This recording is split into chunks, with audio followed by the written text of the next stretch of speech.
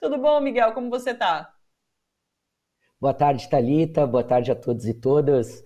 Vamos no sacrifício, né? É importante e necessário.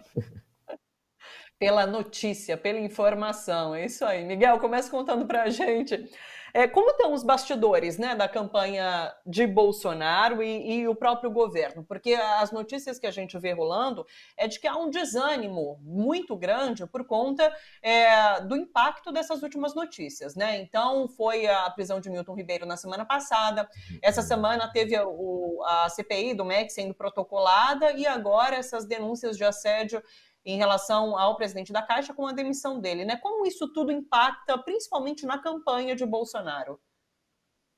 Thalita, tem três elementos que essas notícias da Caixa Econômica nos ajudam a pensar, né? O mais sombrio, nebuloso, é como a gente está tendo denúncias e ataques ao governo Bolsonaro de muito próximo, né? O Milton Ribeiro foi um ministro que o Bolsonaro lutou para não demitir. Agora, o Pedro Guimarães também era muito próximo, né? O Bolsonaro costumava chamar ele de PG2, né? Uma referência, Paulo Guedes 2, foi cotado para ser ministro da Economia várias vezes, inclusive.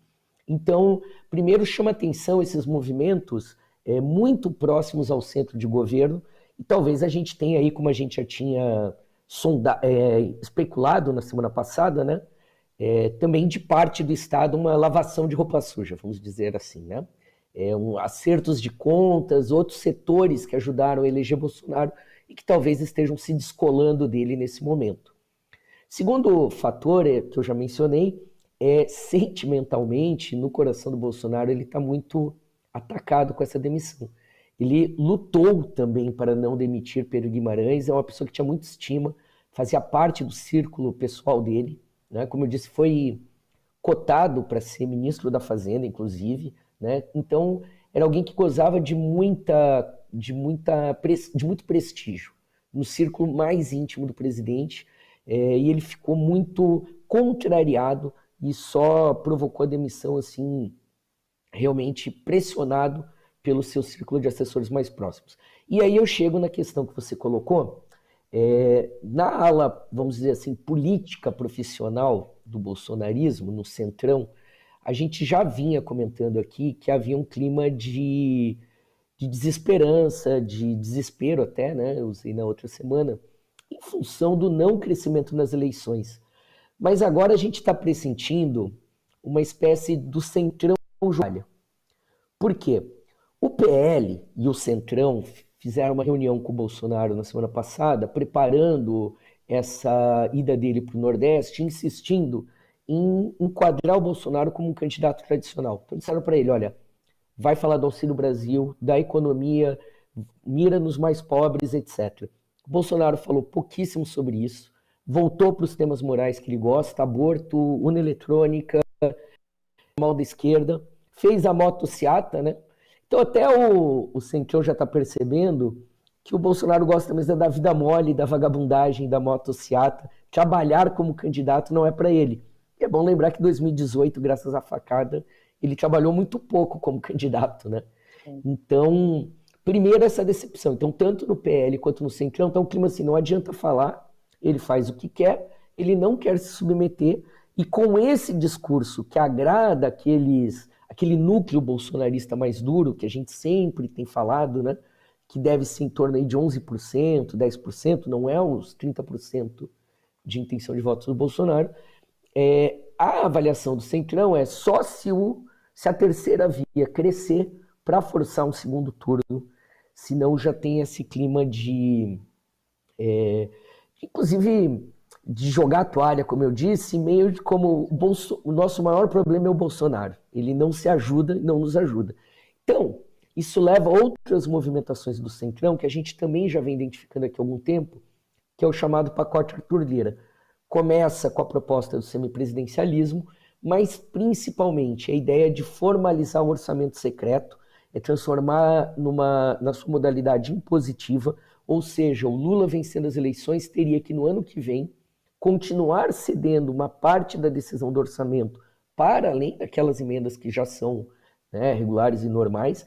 Esse orçamento secreto continuaria sob controle do Centrão, porque o Arthur Lira trabalha tanto para ganhar novamente a presidência da Câmara, como para manter no controle da Comissão do Orçamento e nas comissões vinculadas ao orçamento, outras lideranças próximas ao seu núcleo, né? Então estão trabalhando pela sobrevivência do Centrão, para além do governo Bolsonaro, etc. Mas já agora também o Centrão trabalhando com a expectativa de que possa ter uma vitória no primeiro turno do Lula e que em partes causadas porque o candidato deles não ajuda a fazer frente e, né, a poder alcançar o Lula ou forçar um segundo turno. Ô Miguel, qual você acha que é o impacto dessas notícias em dois setores do eleitorado de Bolsonaro? Semana passada a gente falava sobre essa questão dos pastores envolvidos em corrupção, o próprio Milton Ribeiro, e como isso seria trazido pelo Datafolha em relação ao apoio de evangélicos a Bolsonaro. Eu achei que o impacto não foi muito grande. Já vi quem diga também, analistas nossos aqui, que é para esperar, né? A própria CPI do MEC pode fazer com que esse voto do evangélico derreta ali para Bolsonaro. E num segundo momento, é esse setor das mulheres, né? Há quem diga também que essas questões de assédio que apareceram em relação à Caixa Econômica, ao presidente da Caixa Econômica, não vão ter impacto na seguidora fiel de Bolsonaro, né? Como que você vê esses dois setores frente à candidatura Bolsonaro e esses escândalos?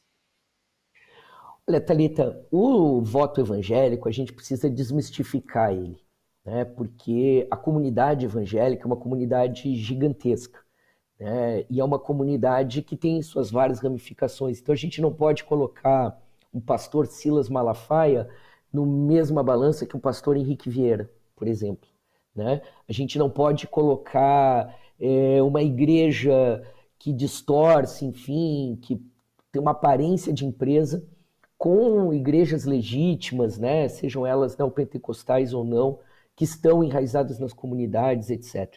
O que o conjunto histórico das pesquisas tem demonstrado, e o Vox Populi fez essa síntese no começo do ano, é que o eleitor evangélico, em geral, ele acompanha o voto da população.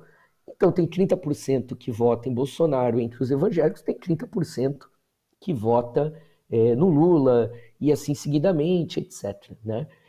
O que é evidente é que dentro dos donos das grandes igrejas, Universal, sei lá, Intergaláctica, né? Silas Malafaia, etc., há uma grande, há uma adesão, há um total comprometimento com a campanha de Jair Bolsonaro. Agora, justamente a estratégia que o PT tem adotado para dialogar com o evangélico é ir direto para a base.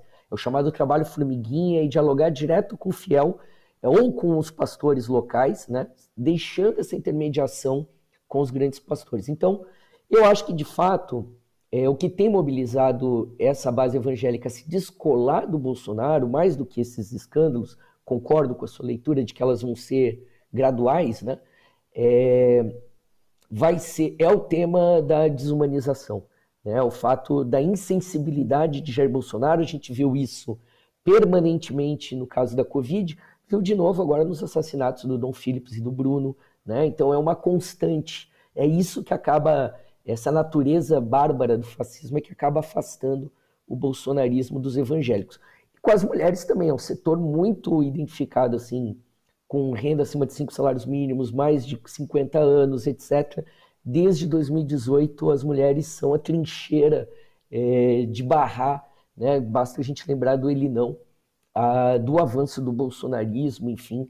Então, certamente essa situação na Caixa não ajuda em nada em avançar, em que o Bolsonaro possa disputar votos no setor feminino, né? E no setor mais pobre também já está bem consolidado, é um dos setores. Os trabalhadores mais pobres em geral e as mulheres são setores que estão praticamente consolidados na sua opção de voto, né? E é uma das grandes decepções também do Centrão que a Michelle Bolsonaro se recusou a participar da campanha, era a opção que eles tinham para tentar dialogar com esse público feminino. E agora eles não têm nenhuma opção nisso, né? Então, são setores que os evangélicos a gente tem que permanecer observando atento, mas eu diria que no público feminino as mulheres já fizeram essa opção há mais de 4 anos. Por que a Michelle se recusou? Você tem algum palpite? Olha, eu acho que ela teme muito a exposição, né? Quem vai em Sim. público, né? Ela teve uma exposição grande, a gente se lembra na indicação da STF, né? A família tem vínculos aí com milicianos no DF, terras, enfim, né?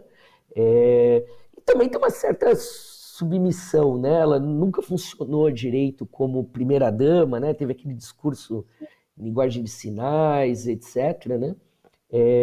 Eu acho que tem uma opção pessoal aí, né? Mas também Sim. talvez tenha uma preservação nesse momento.